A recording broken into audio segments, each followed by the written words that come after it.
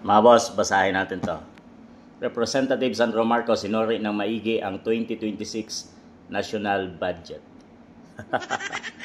Naabangan na agad yung 2026, di pa natapos yung 25 mga boss.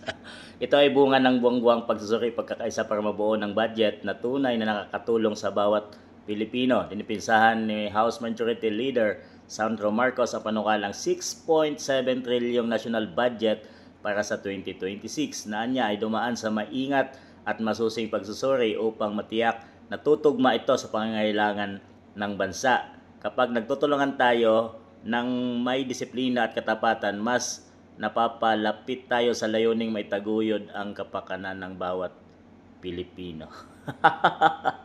Kapakanan ng bawat Pilipino o kapakanan lang ng iilan?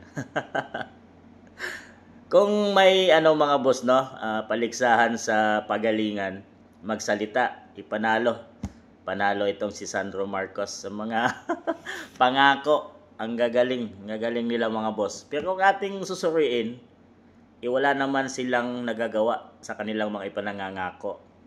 Katulad ng nakaraang 2025 budget, wala namang mga build na naitayo yung pamahalaang PBBM. Kundi ang nabalitaan natin ay ang anomalya sa flood control budget mga boss.